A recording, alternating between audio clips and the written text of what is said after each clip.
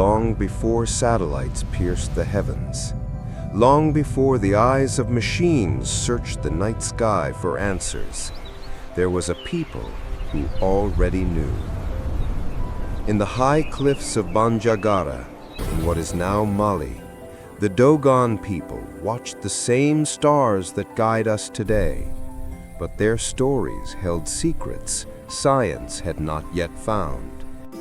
They spoke of a small, invisible star, a twin to the bright Sirius, a star they called Po Tolo. A star they said was heavy, small, and moved around its larger partner once every 50 years. How could they have known? There were no telescopes, no books, only stories passed from elder to child, through chants, carvings, and sacred dances that told of worlds beyond sight. As dawn breaks over the cliffs, the chants still echo. The people still draw the same spirals in the sand. To them, these are not symbols, they are memory of something older than time. Now, generations later, a new seeker walks the same red earth, a young African astronomer driven by questions that refuse to fade. He carries modern tools, but he looks to the same sky his ancestors did. He wonders, and we with him, how did the Dogon know what NASA would only confirm centuries later? Was it pure observation, ancient genius, or a mystery we have yet to understand? The stars still whisper, and tonight we listen.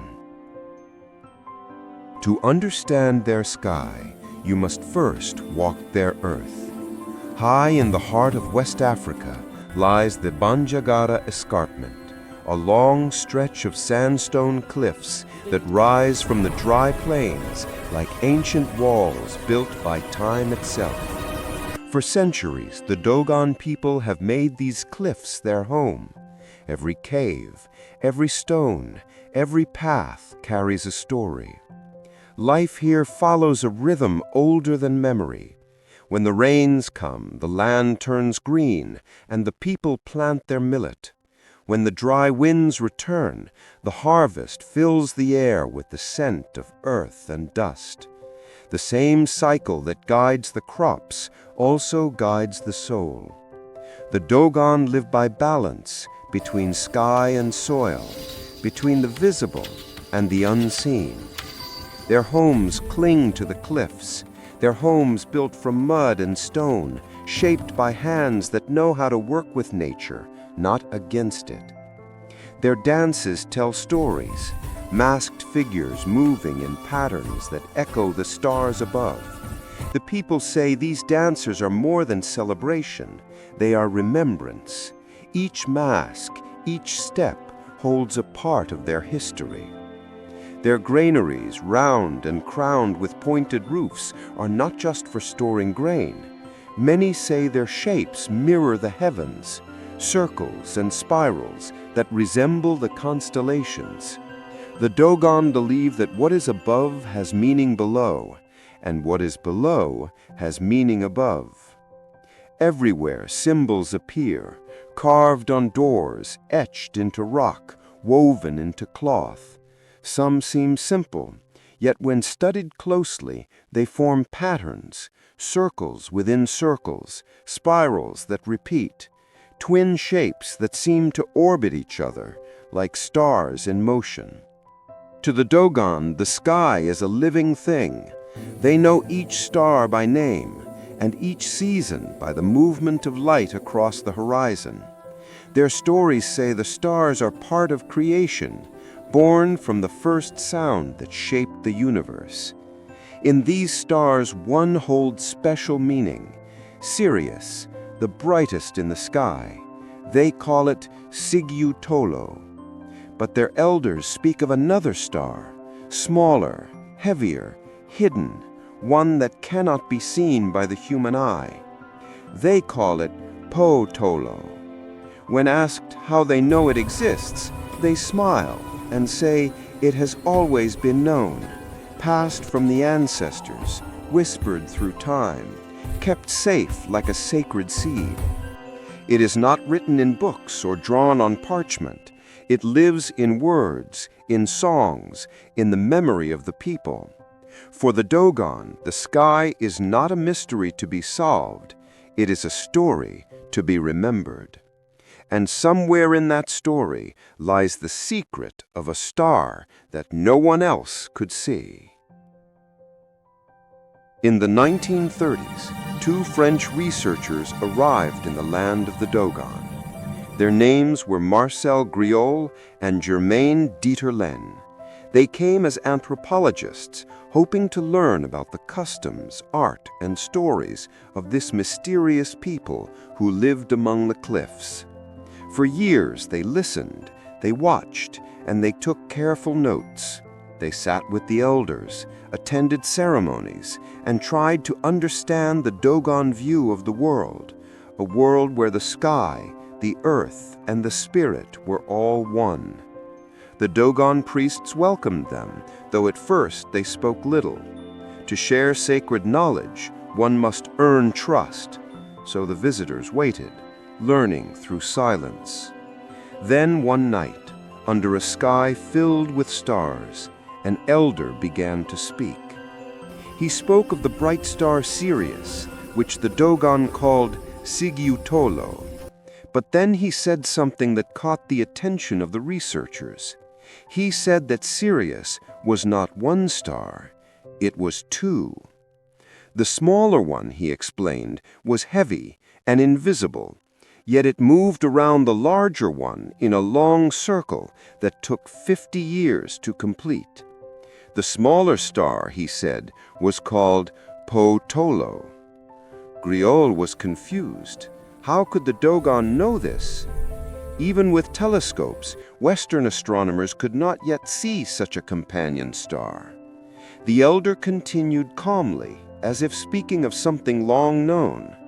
He described the star as tiny, but incredibly heavy, made of a metal that no man could lift. It shone so brightly that only the gods could see it. He even drew its orbit in the sand, a spiral showing how Po Tolo revolved around Po Tolo again and again. Griaule and Dieterlen wrote everything down in their notebooks. They asked questions, compared symbols, and copied diagrams from the walls of the Dogon sanctuaries. Each detail matched what modern science would later confirm: the mass, the orbit, the period of rotation. The French team was astonished. They had studied many tribes, but none had ever spoken of the universe with such precision. When they returned to France, their reports caused debate and disbelief. How could a people with no telescopes and no written science describe a hidden star that even Europe's finest instruments had barely guessed at? But the Dogon elders did not seem surprised by the attention. They had never meant to shock the world. To them, these were not new discoveries. They were memories, old truths passed down for generations. Still, the question remained: where did this knowledge come from? As Griaule looked once more at his notes, he wrote one final line in the margin, almost to himself. They have described a dwarf star of immense weight, decades before it was observed. The mystery had begun. To understand the Dogon view of the stars, you must enter their story of creation. In the beginning, they say, there was Amma, the great creator. Amma existed before all things. From the silence of the void, he shaped a perfect sphere, a seed of life, what the Dogon call the cosmic egg. Inside it were the beginnings of everything that would ever exist: stars, planets, water, air, and the breath of all living things. When Amma opened the egg, the universe began to move. The stars spread across the darkness, turning and spinning in endless rhythm. Every movement, every orbit was part of his design. From this act of creation came the Nommo, beings of both spirit and water. The Dogon say the Nommo were the first living creations, born from the stars and sent to guide the universe and teach balance. The Nommo, they say, descended in a vessel that shone like metal and moved with the sound of wind and fire. When they landed, they brought the laws of the heavens, the same patterns that govern the stars.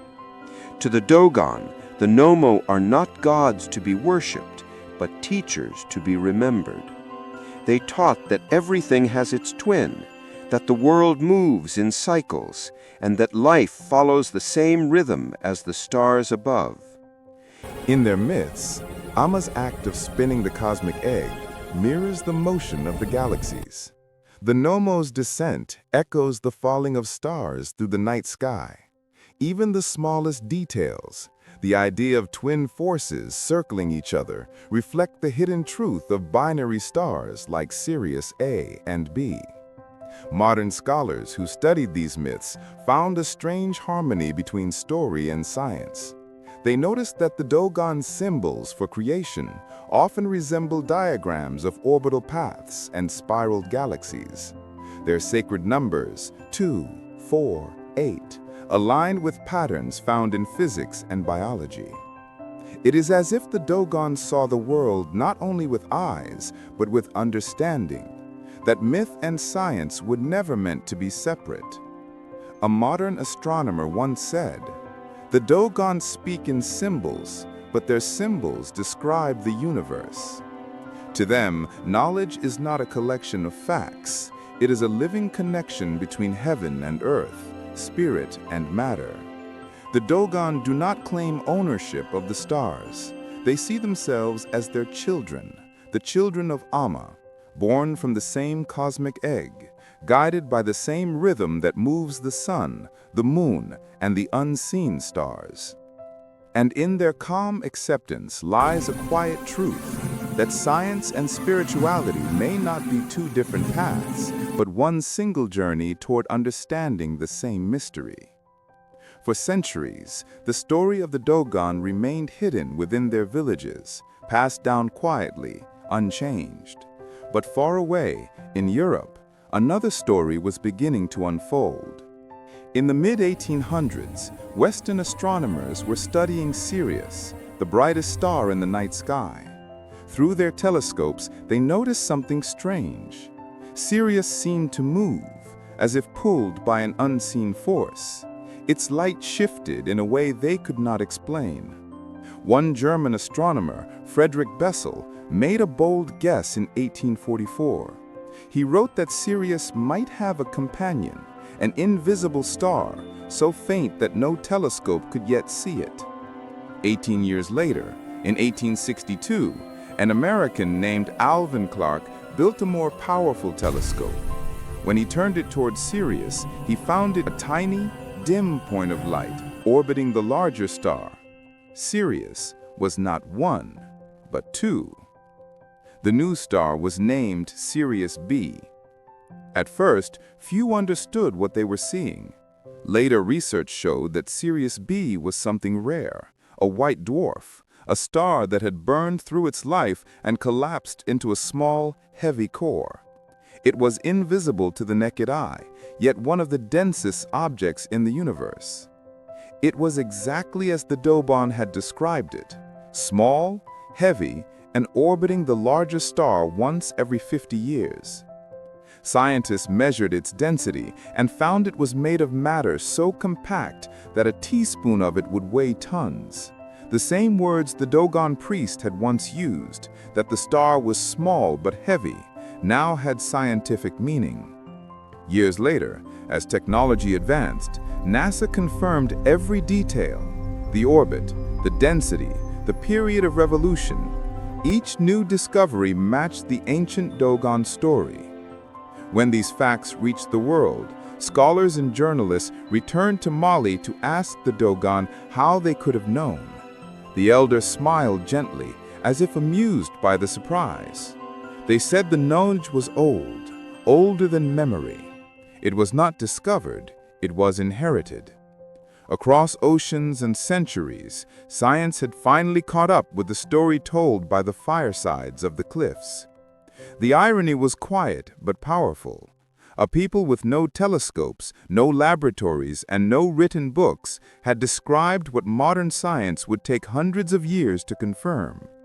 It was as if the universe itself had spoken to them, and they had listened. Not everyone believed the Dogon story. When Marcel Griault's notes were published, many scholars in Europe and America questioned them. Some said the Dogon must have learned about Sirius B from the French researchers themselves. Others claimed it was a misunderstanding, that the Dogon had repeated what they had heard without knowing its meaning. The idea that an African tribe could hold such advanced astronomical knowledge seemed to many impossible. They asked, how could people without telescopes describe a white dwarf star? How could they know the truth of something even scientists had struggled to prove? But African historians and anthropologists offered a different view. They reminded the world that the Dogon had guarded their traditions long before any foreigner set foot on their land. Their stories were not new inventions. They were part of an ancient oral chain, passed from teacher to student, elder to child. Generations had memorized these teachings, repeating them through ceremonies, songs, and symbols.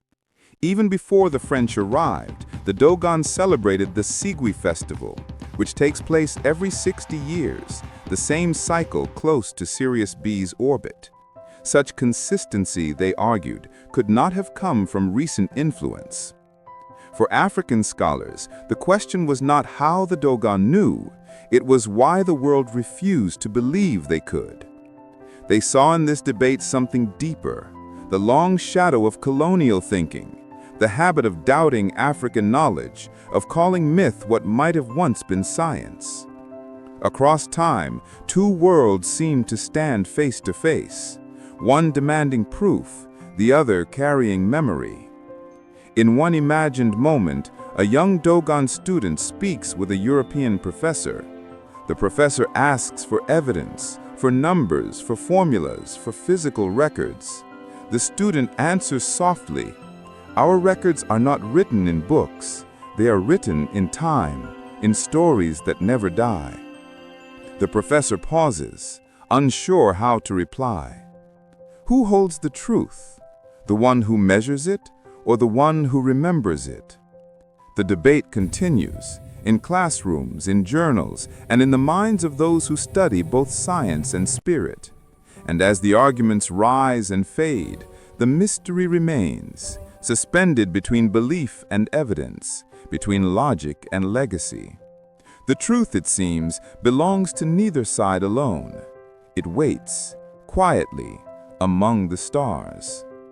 The Dogon speak often of the Nommo, the first beings, the teachers, the messengers who came from the stars. To some, their stories sound like science fiction, tales of shining vessels and voices from the sky. But the Dogon never described the Nommo as conquerors or gods. They called them guides, bringers of wisdom, balance, and order. In their language, Nommo means to make one drink, or to give life.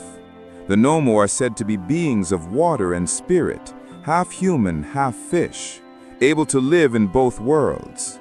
They are symbols of harmony, linking the seen and the unseen, the earth and the heavens. But perhaps the Nommo were never meant to be taken as physical visitors. Maybe they are metaphors for knowledge itself, symbols of awakening, of a deeper kind of intelligence that rises from within the human mind. The Dogon say the Nommo came when the world was still young and people had forgotten their connection to the stars. They did not arrive in ships. They arrived in dreams, in visions, in sacred understanding. They taught the people to remember, to observe the sky, to measure time, to live in rhythm with the universe. Some scholars believe that the Nommo story may describe how early humans gained a sense of cosmic order, how the Dogon, through deep observation and spiritual insight, reached truths that modern science would one day rediscover. Others think the tale of the Nommo is about the birth of consciousness itself. It reminds us that true knowledge does not always come from looking outward, but from looking inward, into the depths of thought, of imagination, of the human soul. The Nommo could be reflections of us, our desire to understand, our longing to connect the dots between the earth beneath our feet and the stars above our heads. And perhaps, as one Dogon elder once said, the Nommo never came from far away, they came from the deep. The deep he spoke of was not the sea or the stars, but the depths of human consciousness, the quiet place where wonder and wisdom meet. So when the Dogon dance for the Nommo, they are not calling upon aliens or forgotten gods. They are celebrating the awakening of knowledge itself, the moment when light entered the human mind and the stars became more than dots of fire in the sky. The Nommo are not a mystery to be solved. They are a reminder that the greatest journeys of discovery do not always begin in the heavens, but within the heart of humanity. For too long, the world has looked at Africa as a land of stories, but not of science. Yet, hidden within its deserts, mountains, and valleys are clues that prove otherwise. Long before telescopes or modern observatories, African civilizations studied the stars with care and precision. They built calendars from shadows and stone, and they aligned temples with the movement of the sun and moon. In the sands of Nabta Playa, deep in southern Egypt, stand ancient stone circles older than the pyramids themselves. They mark the rising of the summer solstice, proof that the people who built them could measure the heavens with accuracy thousands of years ago. In ancient Kemet, what we call Egypt today, the builders of the pyramids studied the stars of Orion and Sirius to guide their construction. They believed the heavens and the earth were reflections of each other, a balance between the physical and the divine. In Ethiopia, the old churches of Lalibela and the observatories of the highlands still show how ancient priests tracked the sun to set the rhythm of time and faith. The sky was their clock, their compass, and their sacred text. Across the continent, the stars were not distant lights, they were teachers.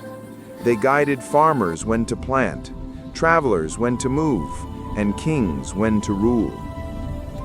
Modern African scientists now look up at the same sky with new tools, telescopes, satellites, and computers, but their purpose is the same.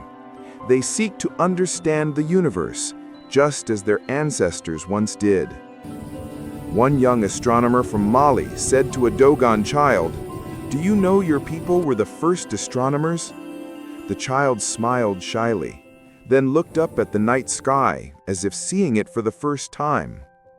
That moment carries a quiet power, a bridge between the old and the new.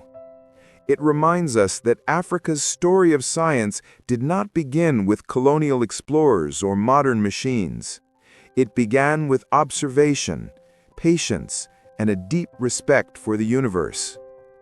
The Dogon, the Egyptians, the Ethiopians all shared one truth: knowledge is sacred, and to understand the sky is to understand ourselves. Today, as African scientists build new observatories and join space programs, they are not stepping into a new future. They are returning to an ancient legacy. They are reclaiming the stars. And as they do, the world begins to see what the Dogon always knew, that Africa has never been silent in the story of human discovery. It has been watching the heavens since the beginning, keeping the light of knowledge alive. The story of the Dogon is more than history. It is a mirror showing us how far we have come and how much we have forgotten. Science and myth have walked side by side through time, each searching for the same truth in different ways. One uses numbers, the other uses stories, yet both look toward the same sky. The Dogon spoke of Po Tolo, the heavy, invisible star circling its bright companion. Centuries later, science gave it another name, Sirius B. What one culture called sacred memory, another called discovery. But perhaps they were never separate at all.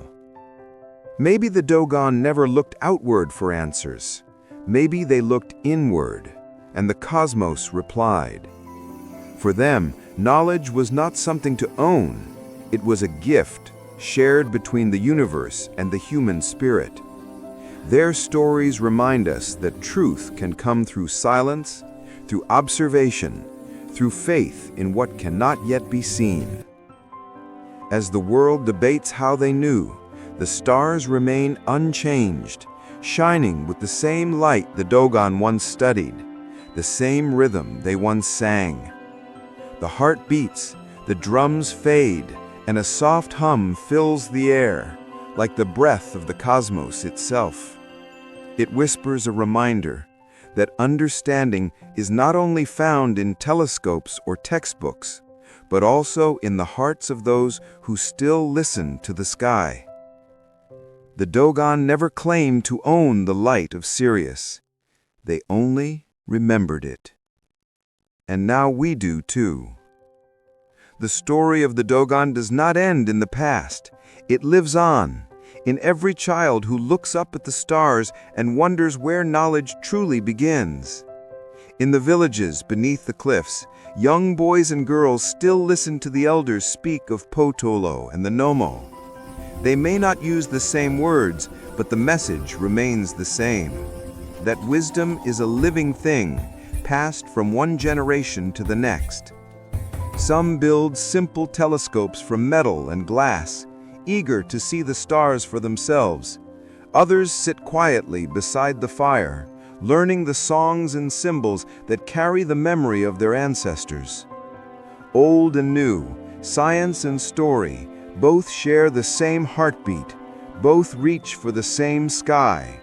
Because knowledge wears many faces, some spoken by science, others whispered by the ancestors. And now, the question turns to us. Were the Dogon mere observers of the stars or keepers of something far greater? Were they inheritors of forgotten truths or messengers carrying wisdom from ages far before ours? And what other African truths lie hidden, buried beneath centuries of doubt and silence, waiting to be rediscovered? The stars above Mali still shine with the same light the Dogon once followed. They call to all who are willing to look beyond the surface, to listen, to remember, and to seek. The sky has not changed. It only waits for us to understand. This is the legacy of the Dogon. The light of Po Tolo still burns, a reminder that the story of Africa's science, spirit, and genius is far from over. And so we end where it all began, beneath the same stars, beneath the same truth, whispered softly through time. This is Ancient Africa Untold.